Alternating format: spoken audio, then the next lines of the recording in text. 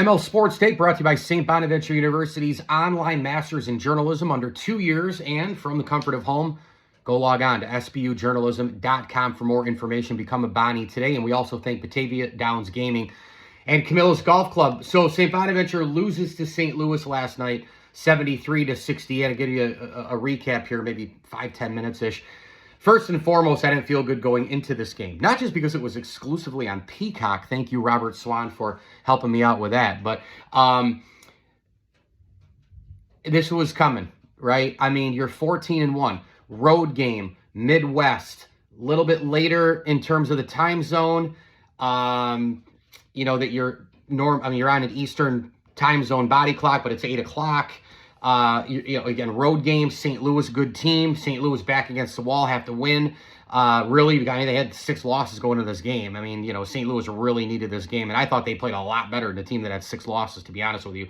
So all those factors going in. Melvin Council at the point, the more success you have in anything in life, when it's competition, the more people are watching you. Think about it with the NFL and quarterbacks. Think about C.J. Stroud last year compared to this year. Now, I know offensive line worse, injuries, Diggs is out. They had receivers out here and there. They abandoned the run game. Coaching's been a shell of itself compared to last year. But Stroud has also taken a step back as well. Tape, right? Different strategies and schemes, ways to take you down. When you rise, people want to make you fall. And that's exactly what they try to do here with Melvin Council Jr. in terms of playing the point. He had 10 points, but he struggled to get in space. He struggled to get to the hoop. And St. Bonaventure settled for a lot of threes in a lot of spots, which I did not like. And then once they did try to get to the basket, St. Louis can wall you defensively. They can wall you on the wings, and then what do? That's where I think St. Louis maybe, I don't know if exposing is the right word, but certainly kind of brought out something that Bonaventure probably needs to work on offensively. I would love to see the Bonnies, when they're trying to go to the hole and somebody stonewalls them, hey, you're not coming in here. Almost like a Hakeem Olajuwon, Shaquille, hey, you're not coming in here. Mid-range. Where's the stop and pop? Let's see more of that. Where's the stop and pop? Do these guys have that game? I think they do. I think Hinton, I think Jones, I think Moore, I think Council, I think they're all kind of stop and pop players. I think they can all hit that mid-range jump shot. Let's see a little bit more of that. But when you take all of the things into it, and the Bonnies at the top of the list, they were due to lose, this game doesn't really bother me. You're still 14-2. It's how you respond now. You're still a really good team. You've won a bunch of really good games. Your only other loss is to a team that I think right now is at least a Sweet 16 contender, possibly a Final Four contender in Utah State, a team that can roll out the ball and score 90 any given night, 80-90. So this game, you're going to lose games in the A-10. You're going to lose road games. Bonaventure was due to lose, all those different things. But it was a bad shooting night for the Bonnies across the board. Offensive efficiency just was not there. They gave up that huge run at the end of the first half, which hurt them as well. 4 for 17 from 3. They settled for a ton of those. And then defensively, it was terrible for the most part. I mean, can you play? Oh, wait, hang on. Gibson Jimerson just hit another 3-pointer as I record this, right? He just hit another one. I mean, that's what it was like. 28 points. You can't leave that guy open. 28 points, and then Swope and Avila killed them. They had 30 combined. They got 9 off the bench. It was just a night for St. Louis and not a night for St. Bonaventure. When the Bonnies are having one of those games, it's funny because I was texting with my guys, Matt Motika, Dan Davidson, the usual staples, right, fellas? And, when Bonner misses the cheapy layup or they throw the ball away, had like an excruciating, like it just hits you in the gut turnover, the other team usually goes down and hits a 3. I mean, it happens every time. And there were 4 or 5 real cheapies over the course of a 10, 12-minute span. End of the first, second half. And then right down the floor, it's pass. Oh, look. I'm just going to sit here. I'm going to have a ham sandwich and chips and a drink. Oh, and then I'm going to shoot the 3.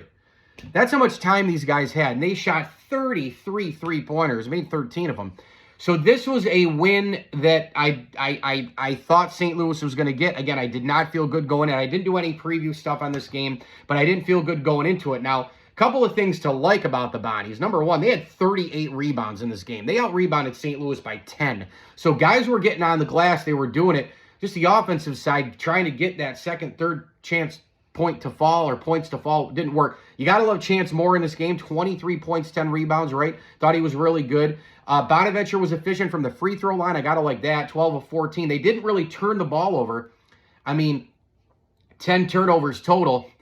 So it wasn't like they were just coughing up the ball all the time.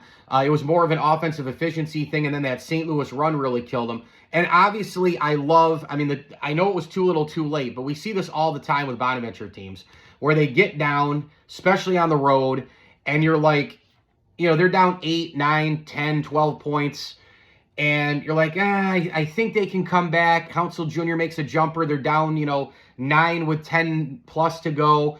You're like, maybe, maybe not. And then and then they're down 15 with 4 minutes to go. You're like, yeah, that's probably it. Then Brown makes a layup and you're down 12. You're like, yeah, it's probably still it. Then Moore makes a tip. They're down 10. You're like, yeah, they're still probably done. Then Hinton makes a layup. You're like, 8 points with 2:20. Geez, I don't know. And you start to go back and forth again. And then all of a sudden, Swope misses one of the free throws. Brown makes a jumper, and it's a 6-point game with under 2. And you're like, okay, now wait a minute. And then they cut it to 4 with the free throws. And it starts going back and forth, like 4 to 7 to 5 to 4.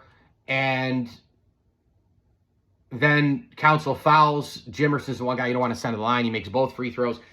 Then Jones makes the 3. And you're like, holy crap. So you did this for 2.5 minutes or so of, well, it's got actually 4.5 minutes. Like, it's probably it. It's 8. Probably not. Oh, my God. Jones makes a 3 with 11 seconds to go, and then Jimerson gets fouled again. You're like, all right, that's probably because he's going to make those, and then that was pretty much it. With 8 seconds to go down 5, you're like, yeah. So, the fight was there in the end, but again, we see that a lot out of Bonnet teams where they just come charging, and you're like, dude, if you didn't get down, double bogey at the end of the first half, right? And have to kind of climb back with birdies and pars, to get your regular score, but it is what it is. Again, I am not concerned about this overall. This is a loss that I saw coming. St. Louis, good team, road game, a little bit of a later time zone. Bonaventure, again, offensively inefficient. Bonaventure has won a ton of games in a row. I mean, this was their first loss since Thanksgiving time. That's a long time in between losses. And, now I think it's very simple. You got through, remember, they started A-10 play with a behemoth in VCU. VCU, by the way, since they lost to Bonner, they've been hot here, right? They've won a couple of games. You go at Fordham and win by 20. You go at St. Louis, you lose, end up losing close after the fight at the end. You got 2 home games now. You got 3 of the next 4 at home. And you got Duquesne on the road, an okay team. I say, put it together. Put together that 4-game win streak to rebound right away. You got to win against LaSalle and Richmond at home. I have a funny, weird feeling that something's going to go on in the next 5-6 games. I mean, I think at VCU is obviously going to be a very tall order. But the way I look at this is before you play, and I mean, what's really crazy is you look at the schedule here, and we're just about in mid-January. 1, 2, 3, 4, 5, 6, 7, 8, 9, 10. Hang on a minute. 1, 2, 3, 4, 5, 6, 7, 8, 9, 10, 11, 12, 13, 14. You got 15 games, left. When you start to look at record and you start to look at big picture, a possibility of at-larges, you don't have really ranked teams here in the A-10 going forward the rest of the way. Unless something crazy happens, you're probably not going to get a ranked opponent. You know how I feel with the disrespect. A lot of people still disagree with me on this, but I'm going to hold to it. Folks, Bonaventure always has to do, like even last night's loss, which isn't really a concern from where we sit. Everybody else that's out there making decisions on who makes the tournament, they look at that and go, well, probably had to win that if you're Bonaventure. Bonaventure always, like the disrespect card is always going to be there. 2015-16, I don't want to hear about it from anybody because, it's like, well, that was when the RPI was going on. Okay, but the feeling's still the same. It's still a disrespect. You're still a non-football school. You're non-power 4-5. You have a decent brand, but not the brand of a Kentucky, Duke, North Carolina, Kansas, Gonzaga, blah, blah, blah. The disrespect card is real to the point where if you were to lose at home to LaSalle, that's like 3 bad losses in one. You lose to a Canisius. We've seen that before. You lose to a Canisius. You lose here. It's like 3 times. It's 3. It counts as 3 for Bonnie. It doesn't count for 3 for everybody else, mostly. Those other schools. Maybe some other mid-majors, maybe some other MAC clubs. You get my point. When you start to look at the next 15, you look at you start chomping it down into 5, 7, maybe 3 to 5 game type time periods. I look at the next 4. go win the next 4. Leave no doubt. If you're 18-2, you start to go, okay, going into VCU. Now, worst case scenario, if you lose 1 and you're 17-3, looking solid there. But again, VCU on the road, that's a strong possibility of a loss. Bonna could go win, but it's a strong possibility of a loss. Road game, VCU, good team. They might keep winning. They want revenge. We know what happens in those games anyway. I'm not chalking it up to a loss. I'm just saying it's a good chance for a loss, just like last night was a loss. So you do yourself a favor here, winning 4 going into that game. You lose that game, you're 18-3 after that. You got Dayton at home, tough game. Fordham at home, got to be a win there. They're terrible. And then you ride the next wave. You ride the next 3, 4, 5, 6, 8 games to close the year. That's where I'm landing here. Again, I don't go game by game anymore, win-loss, because injury, this and that. I stopped doing that a long time ago. But I look at big chunk size, big sample size, 30,000 feet, from above type views. If you look at it that way, and you win 4, you lose to VCU, 18-3, Dayton, Fordham. Maybe you lose the date and beat Fordham, you're 19-4 kind of stuff, and then the final 8, 19-4, let's say you go, maybe you can go 6-2 there, 25-5, it's like, okay, you look at that, that at large, is that enough? You win a game or 2 in the A-10, you don't win the tournament, is that enough for an at large? Like, you literally have to still ask with only, let's say, 6 losses after the A-10 tournament, is that still enough for Bonna to get in? That's literally...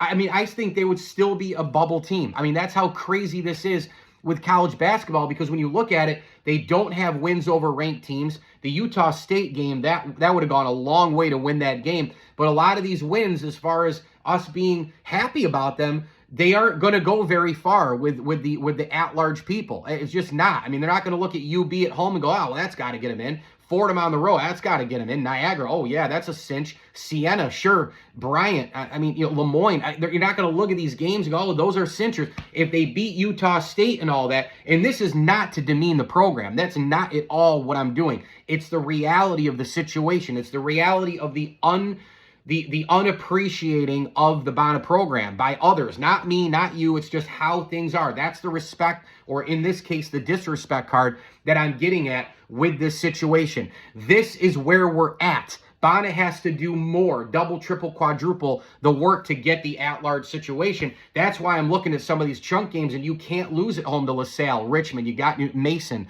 You got to win the Fordham. You got to win. The way I look at it, UMass, Duquesne, George Washington, Fordham.